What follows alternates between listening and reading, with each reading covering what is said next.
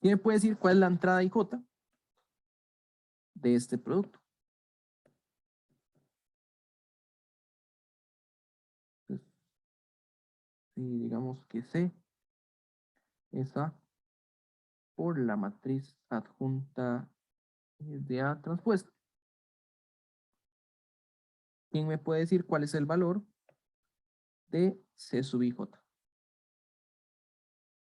Calculémoslo explícitamente, ¿verdad? Porque para compararlo necesitamos la fórmula, ¿verdad? Necesitamos algo más tangible. Entonces, la fórmula de esto es suma desde k igual 1 hasta n de A sub ik por B sub kj, ¿verdad? Usando solo la fórmula del producto de matrices. Entonces, esto es suma desde k igual 1 hasta n. Y B sub kj es precisamente menos 1 a la k más j por el determinante de el menor a sub jk, ¿verdad? O sea, esa es la definición. O sea, aparece el determinante del menor y sí le estoy dando vuelta a los índices porque estamos hablando de la transpuesta. Entonces, para que se parezca un poco más, voy a poner el menos 1 a la k más j por, tenemos este a sub ik y tenemos el determinante de a sub jk, ¿verdad? Ese es el producto. Entonces, voy a ponerlo abajo por darme C sub ij. La entrada C sub ij es suma desde k igual 1 hasta n de menos 1 k más j por a sub ik determinante de a sub jk. ¿Sí? Entonces aquí, bueno, es que tal vez algunos se quieren adelantar mucho, pero hay que tomarse las cosas con calma para entender bien qué está pasando. Solo usando la fórmula del producto tenemos eso. Y ahora sí, esa es la primera pregunta, desarrollar el producto, la entrada IJ. Ahora sí, bueno, Steven se adelantó un poquillo, Brian ahí lo que está diciendo es se parece a una fórmula que ya conocemos. Y la fórmula que ya conocemos era esta de aquí.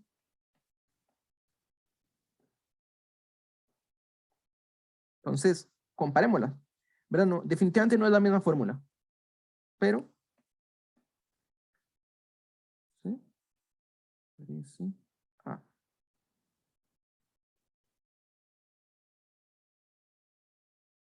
Suma desde j igual 1 hasta n, de menos 1 a la i más j, a sub ij, determinante a sub ij.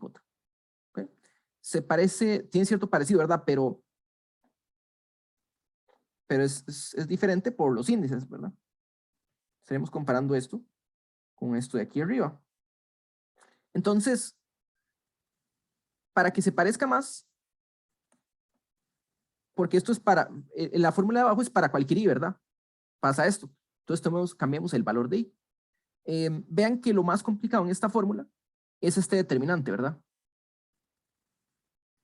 Este determinante es lo que es más complicado de la fórmula. Entonces, algo que podemos hacer es, para que sean iguales, primero que todo, vean que esta sumatoria es un índice j varía de 1 hasta n.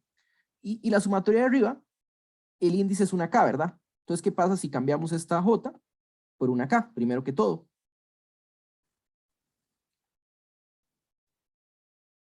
Entonces, aquí ya tenemos un a sub ik y arriba es un a sub jk. Entonces, si desarrollamos por la fila, desarrollando por la fila J, ¿verdad? J, en este momento J está fijo, porque es el IJ que estamos tomando arriba. Nosotros sabemos que el determinante de A, entonces vamos a cambiar esta variable, la llamamos K igual a 1 hasta N, menos 1 a la fila J, y variamos sobre la columna K, y tenemos un A sub JK por el determinante de A sub JK, ¿verdad? Entonces regresemos a la fórmula que aparecía arriba.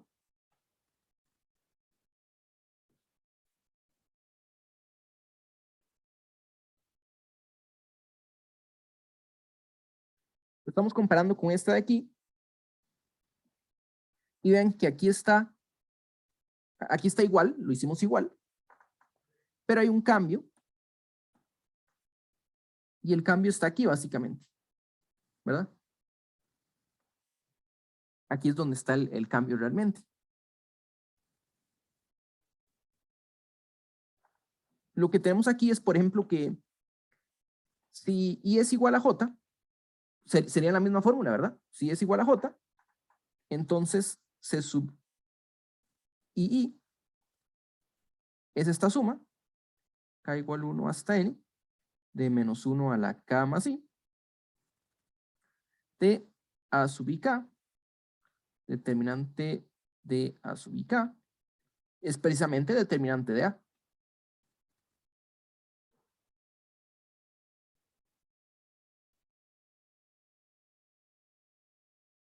O sea, esta suma que tenemos aquí es prácticamente el desarrollo de determinante por filas, pero algo está saliendo como medio raro, ¿verdad? Ese es el que aparece el hijo IK en lugar del JK. Cuando I es igual a J, sí nos da exactamente lo mismo.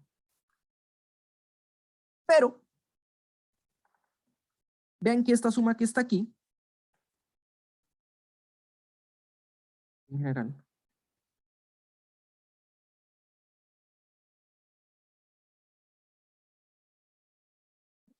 esta suma es el determinante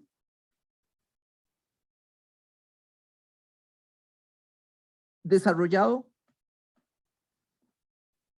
en la fila J,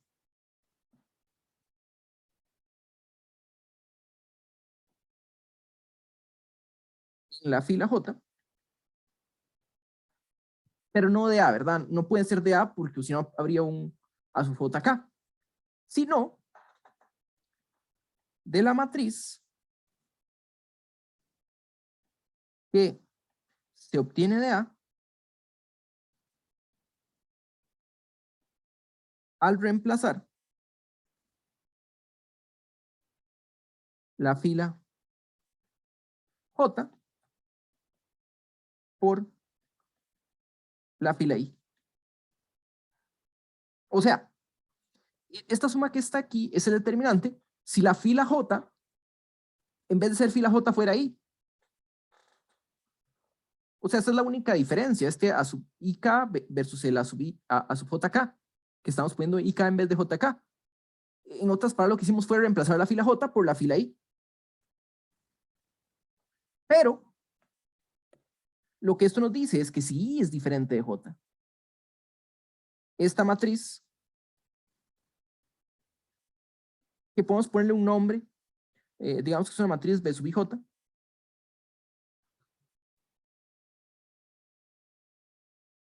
tiene dos filas iguales.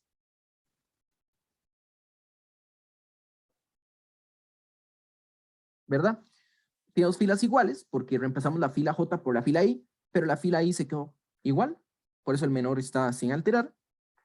Quiere decir que C sub IJ es básicamente el determinante de B sub IJ, que sería 0 si es diferente de J, pero si es igual a J, tenemos precisamente el determinante de A. Entonces ese es el teorema. Teorema A por la adjunta de A transpuesto es una diagonal en la que siempre aparece el determinante A en la diagonal, o sea, el determinante de A multiplicado por la identidad n por n. Entonces este es un teorema importante porque nos da un corolario.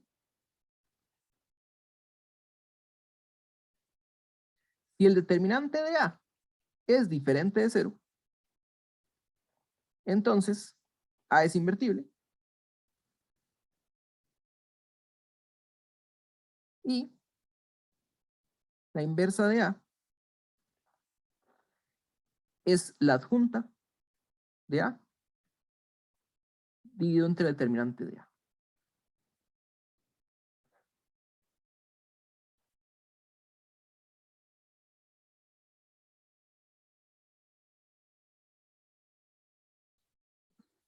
Bueno, el colorario es simplemente verificar que si dividimos entre determinante de A, tenemos la identidad, ¿verdad? Para poder dividir necesitamos que sea diferente de 0. Este resultado pues nos da, bueno, nos dice eso, que la matriz es invertible si el determinante es diferente de 0. Pero al mismo tiempo calcular las juntas es un poquillo pesado, ¿no? Computacionalmente no es muy eficiente porque son muchos determinantes. Bueno, una matriz 2×2, digamos A, B, C, D, nosotros sabemos que la inversa de A, si el determinante es diferente de 0, es D, bueno, vamos a ponerlo así, A sub 1, 1 es D, A sub 1, 2, A sub fila 1, columna 2 sería C, pero multiplicado por un menos.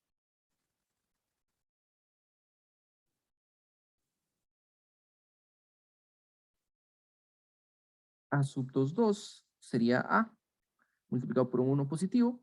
A sub 2, 1 es menos B. Pues esta es básicamente la matriz. Y bueno, aquí le di, o sea, 1, 1. Y la adjunta transpuesta.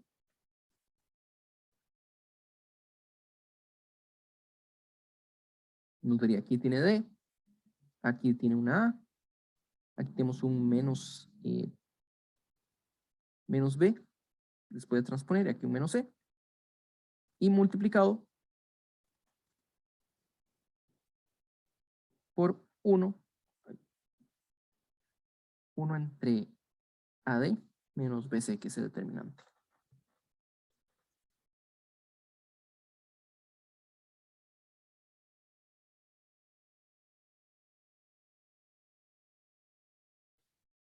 Entonces, en 2×2 sí dice algo como más sencillo.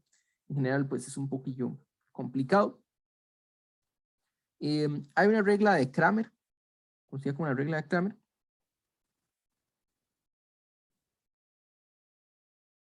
Bueno, básicamente es que si A es invertible, resolver el sistema X igual a B, uno sabe que su solución, su única solución, es tomar X igual a la inversa de A y luego multiplicar por B. Y si uno hace el cálculo, o sea, si X es igual a X1, X2, hasta Xn, uno puede ver que la entrada Xi es, bueno, como la inversa de A se obtiene con la adjunta, entonces tenemos suma desde K igual 1. Y primero hagamos un dibujo. Aquí queremos la fila I. Y la fila I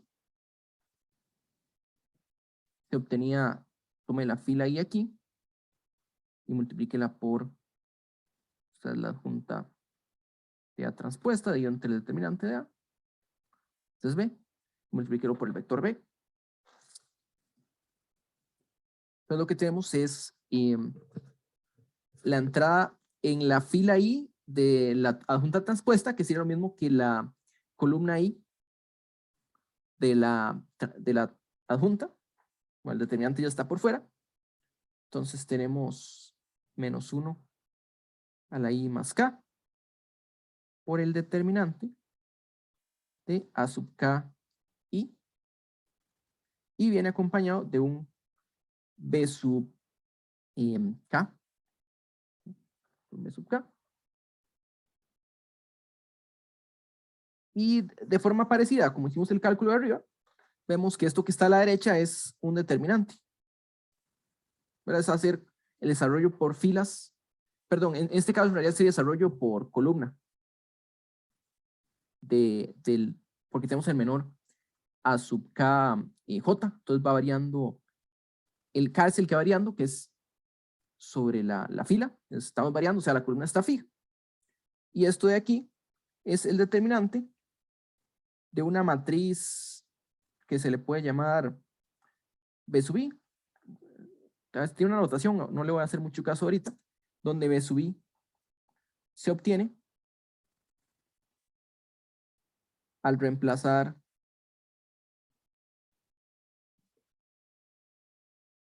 la columna I de A por el vector B. Entonces, en realidad es una fórmula interesante, pero no es tan eficiente. Es bueno tenerla ahí, pero no la vamos a estar usando mucho nosotros. Se conoce como la regla de Cramer.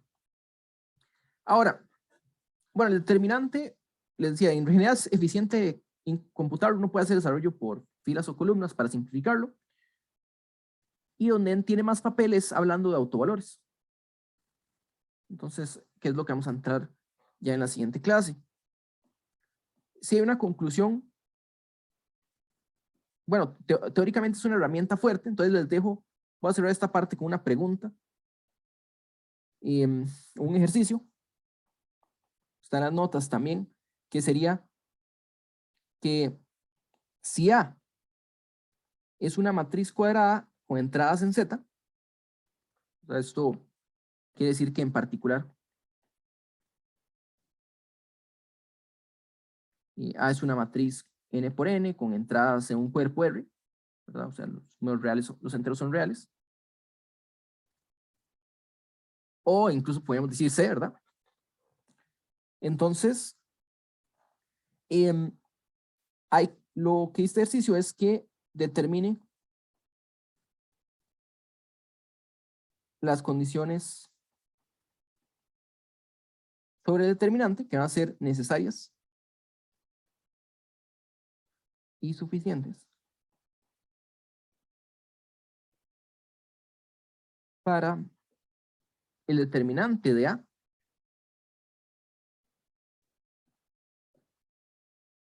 Bueno, en realidad sobre no. Digo, para no voy a ponerle sobre el determinante de A para que A sea invertible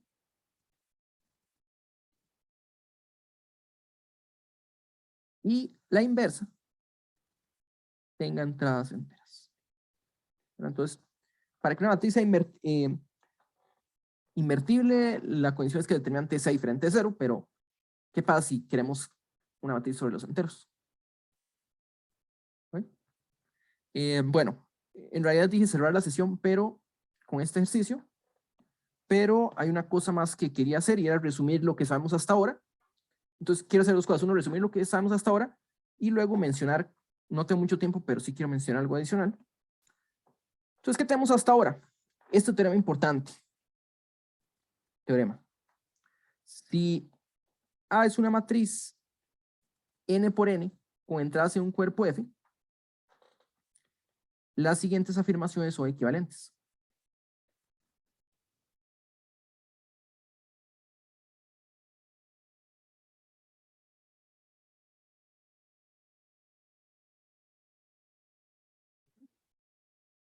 Uno, A es invertible.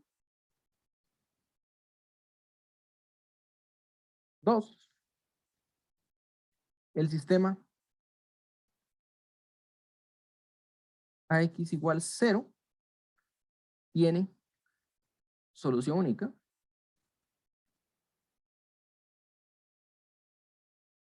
Tres, el rango de A es n.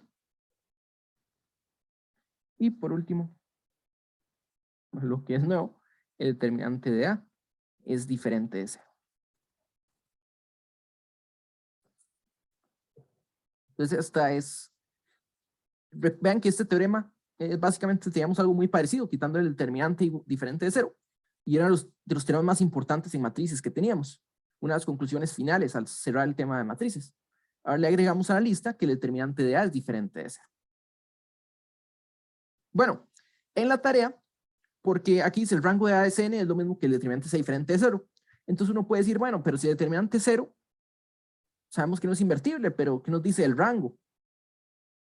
En la tarea nos dice que si usted encuentra una matriz 5 por 5 con determinante diferente de 0, que el rango va a ser por lo menos 5. Específicamente lo que dice es que si usted encuentra una matriz R por R con determinante diferente de 0, contenida en A, una submatriz de A, cuyo determinante sea diferente de 0, entonces el rango de la matriz tiene que ser va a ser este R. Si R es el mayor número que uno puede tomar para que este cuadrado tenga determinante diferente de 0. Entonces eso es parte de la tarea.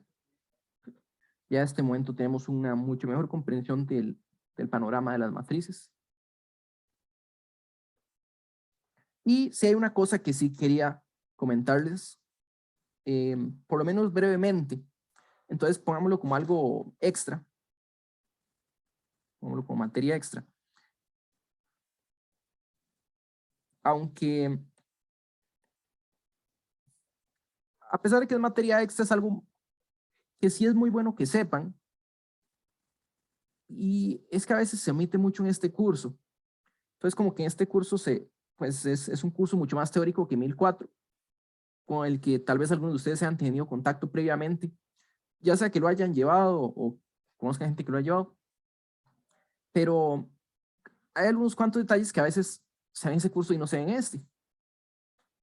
Y muchas veces uno pasa este curso y hay algunas cosas que uno ni siquiera se da cuenta, y es, por ejemplo, el volumen, la relación del determinante con el volumen de los sólidos. Entonces, voy a anunciarlo, voy a anunciarlo como teorema, pongámoslo así. Em, si T es una transformación lineal, trabajemos en Rn.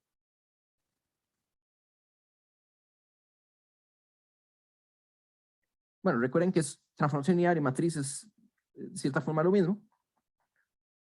Y R es un sólido, bueno, un sólido no es la palabra correcta, digamos una región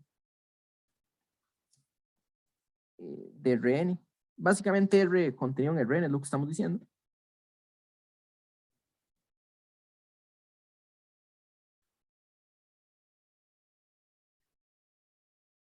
Entonces, si nosotros aplicamos T a R como un conjunto, o sea, aplicándole T a todos los elementos de R, podemos pensar en un cuadrado, un cubo, una esfera, un círculo, apliquemos la transformación lineal y se cambia todo el conjunto.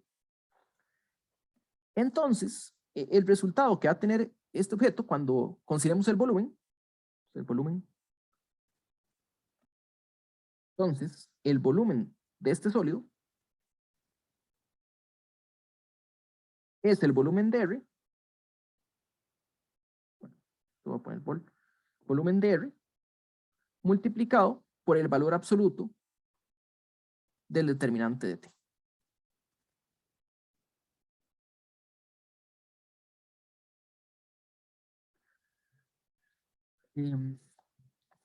Voy a intentar por lo menos medio justificar este resultado. Esto lo que dice es que después de aplicar la transformación, los objetos van cambiando con un factor que depende únicamente del determinante de T. Entonces usted agarre dos sólidos cualquiera, digamos en R3, ambos con volumen 2, y aplique la transformación, y si el determinante de la transformación en valor absoluto es 5, entonces los dos sólidos, no importa qué tan diferentes sean, ambos van a terminar con un volumen de 10, que es de este producto. Y eso está relacionado con el teorema de cambio de variable.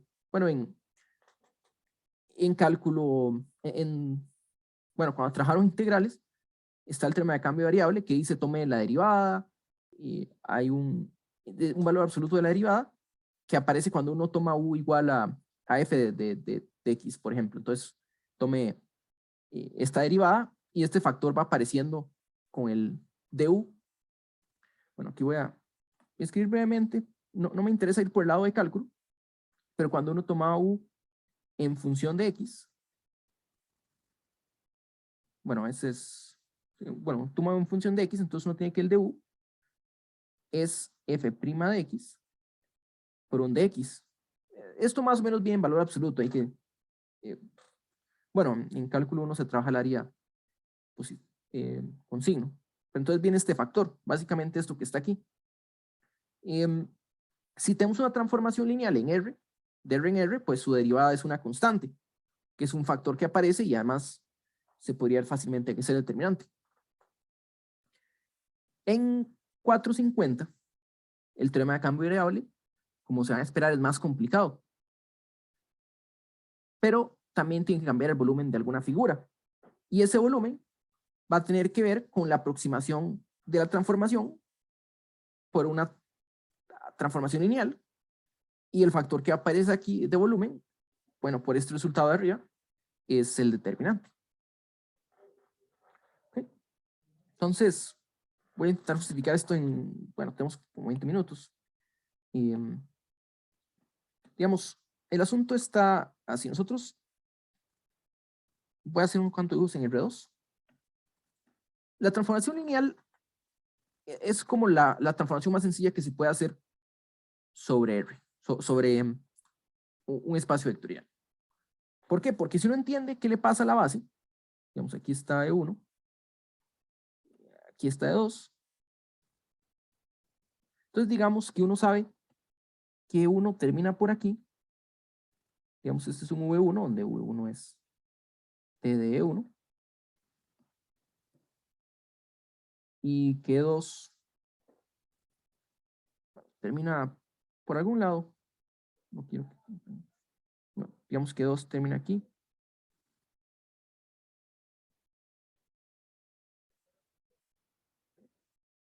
entonces si uno ya sabe que le hace T a una base, uno puede tomar en muchos casos la base canónica, uno ya va a saber qué le hace a un vector en general. Si uno toma un vector, por ejemplo aquí,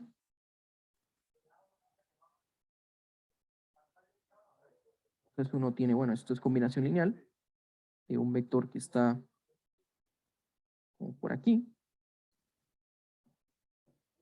y un vector que sería como por aquí. Entonces, si los combinamos, nos da un vector, digamos, un punto como por aquí.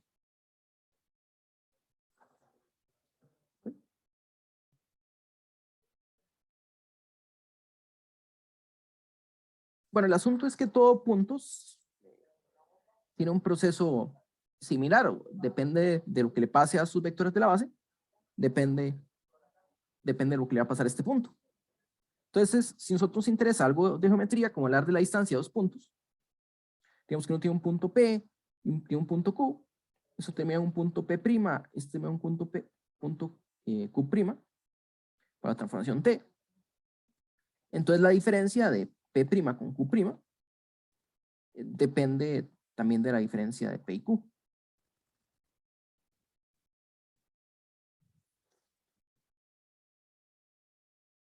Entonces, digamos, en R2 tenemos, bueno, en general teníamos que dos vectores generan un paralelogramo y sus sumas, y como esos dos, si los vectores son LI, podemos obtener cualquier vector de ahí.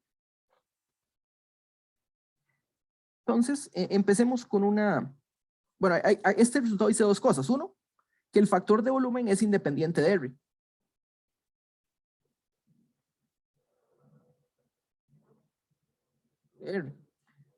De R la región. Y eso tiene que ver con el hecho de que la transformación sea lineal, que las diferencias se mantienen, que no importa que tengan los dos vectores, si la diferencia es el mismo vector, su transformación sufre lo mismo, ¿verdad?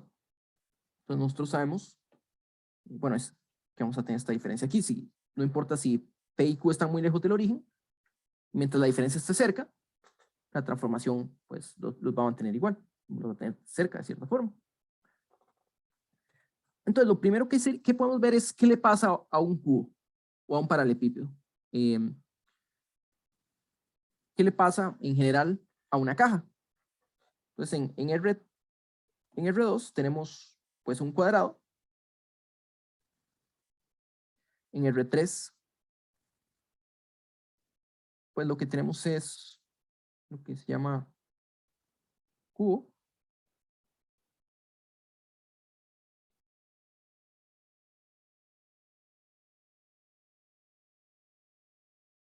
En general tenemos pues una caja que es en general,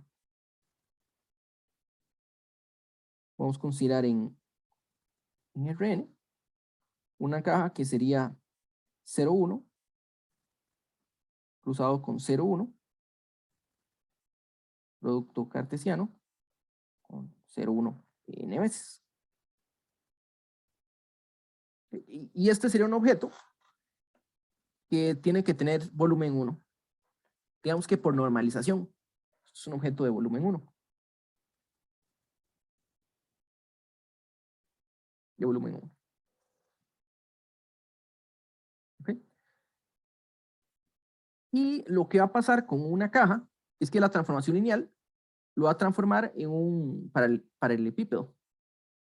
Ahorita no recuerdo si el paralelepípedo era solo en R3 o si era la notación que se usaba en general. Pero nosotros sabemos, por ejemplo, en R2, lo que sabemos es que si este amigo termina por aquí y este amigo termina como por acá, entonces la suma es la combinación de las flechas. Vamos que termina por acá. Y esto nos da un paralelogramo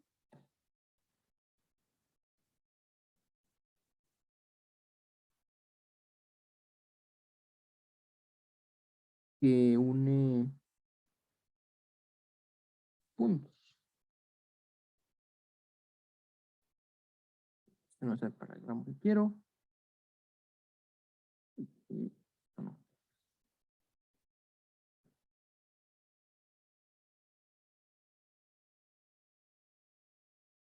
Paralelogramo.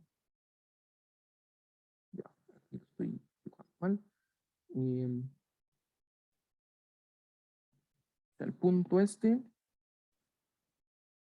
termina aquí, como 1.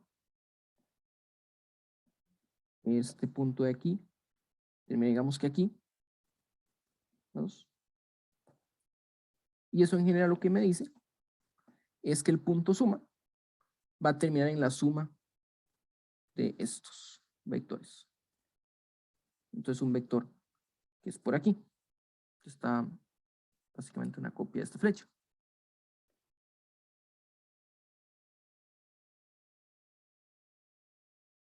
Entonces, ¿cuál es el área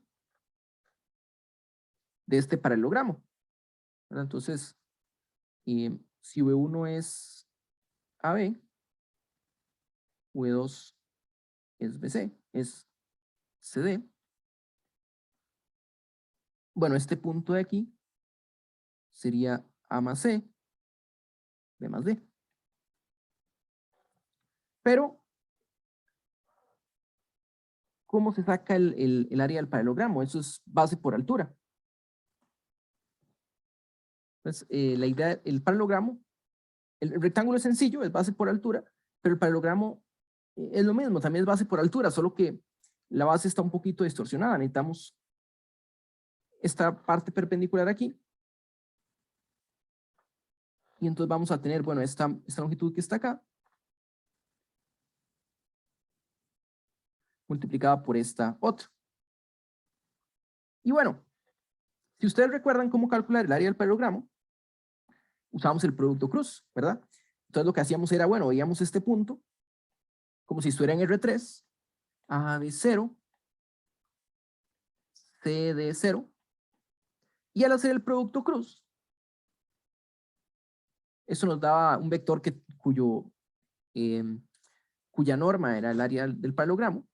Bueno, esto terminaba siendo el vector en un determinante IJK, AB0, CD0, y el asunto es que este determinante es K, que representa la tercera dimensión, multiplicado por el determinante de esta matriz, que es AD menos BC.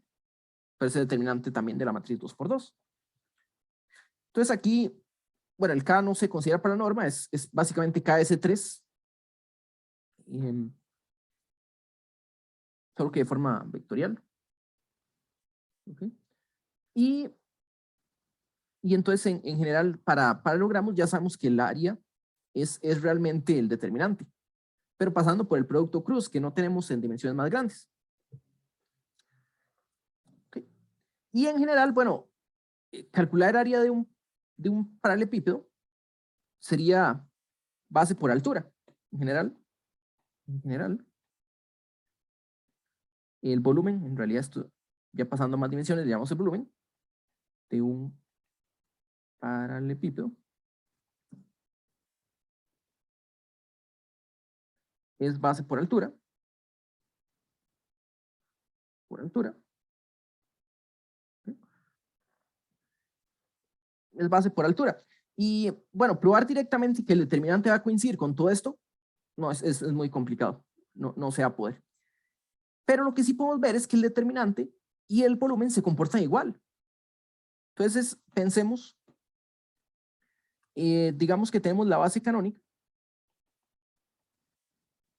y se transforma un vector V1, V2, hasta Vn. Entonces tenemos un paralelepípedo que sería generado por estos vectores. O sea, básicamente, considere la figura con vértices. Son 2 a la n vértices, ¿verdad? El cubo son 8. Los vértices tienen la forma suma de xy, y igual 1 hasta n, donde xy va a ser 0 o 1. O sea, ponga o no el vector, ¿verdad? Serían los vértices. Entonces, en el paralelogramo es este, el otro y la suma. Y también el 0 es uno de los vértices. Y lo que podemos ver, no hay mucho tiempo para verlo, y no me quiero desviar mucho, pero lo que podemos ver es que, que el área de esta figura y el determinante se comportan parecido. Entonces, digamos que son LI, ¿verdad? Si V1, V2 hasta Vn son LD, entonces el volumen es 0. Igual 0, porque no hay altura, ¿verdad? Están contenidos en un espacio-dimensión menor, no hay altura y el volumen es 0. Entonces tiene esta propiedad. Y lo que vamos a ver es, considere, digamos que vamos a probar linealidad sobre una de las coordenadas nada más, pero análogamente se prueba para todas. Entonces recuerden que si los demás espacios son LD, forman un hiperplano. Y nosotros teníamos una fórmula para calcular la distancia de un punto con un hiperplano. O mejor dicho, para calcular la altura, ¿verdad? Esa distancia es la altura. Entonces, nosotros lo que habíamos hecho es que si n era el vector normal, habíamos dicho que era el punto de intersección, había una fórmula, pero voy a recordar aquí cómo teníamos la fórmula. Esta era la recta perpendicular a pi y pasaba por P, y ocupábamos que P más Tn, producto punto con n, fuera 0. Y esto ocurría si T era menos P punto n sobre la norma de n al cuadrado. Entonces, la proyección Q era P menos P punto n sobre n cuadrado. Y cuando uno considera la diferencia, que es la distancia de P a Q, o sea, la diferencia es, perdón, aquí me faltó una n, multiplicado por n, nos quedaba la norma de P por n, producto de n cuadrado. Bueno, este podría salir. De hecho, producto de n y se cancelaba 1. Entonces uno puede ver que si uno reemplaza Vn por lambda veces Vn,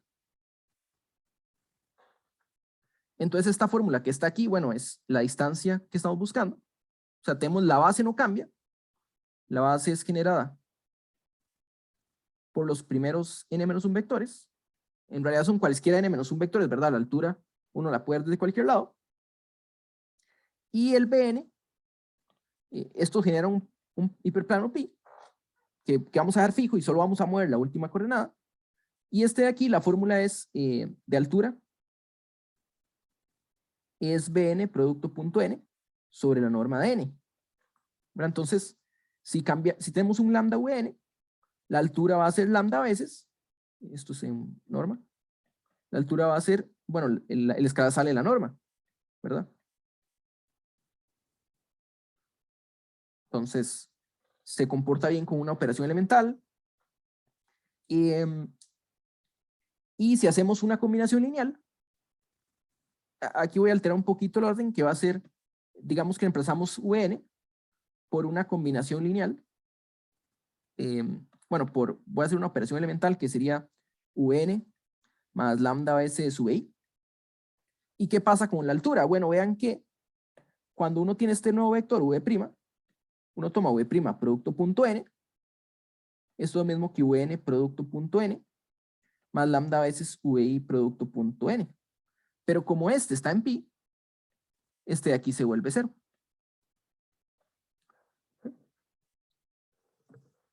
Entonces, aquí, bueno, es compatible con las operaciones elementales, por lo menos la de sacar escalar y la tercera operación elemental. Y la otra parte es un poquito más técnica, que el volumen uno puede considerarlo dirigido, para que tenga un signo menos. Bueno, lo de considerarlo dirigido, en realidad es un tecnicismo, pero ustedes ya lo han hecho, ¿verdad? Cuando uno integra, uno dice la integral es el área bajo la curva, y a veces ahí estaba bajo el eje negativo, y entonces uno considera el área negativa y resta. Eso es algo similar. Bueno, entonces básicamente, eso era con una fila, pero con la fila n, pero en realidad tome cualquier fila. Y uno puede hacer esto en general, y entonces lo que ve es que si uno tiene un objeto, digamos aquí, donde dijimos los vértices, este conjunto de aquí, digamos que genera un paralelepípedo que depende de t, voy a ponerle ct. Entonces esto lo que nos está diciendo es que el volumen, o mejor dicho, la aplicación que toma t y nos devuelve el volumen de t, se comporta como el determinante. Como el determinante. Y lo otro que es claro es que si t es la identidad, entonces el volumen, perdón, no el volumen de t, sino el volumen de ct,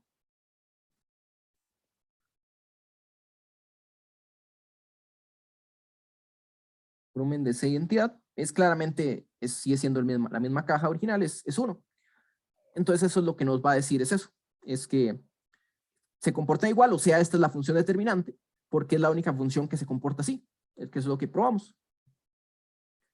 Bueno, y para concluir, eso lo que prueba es que la caja se multiplica por este factor, pero en general uno lo que hace es aproximación por cajas, ¿verdad?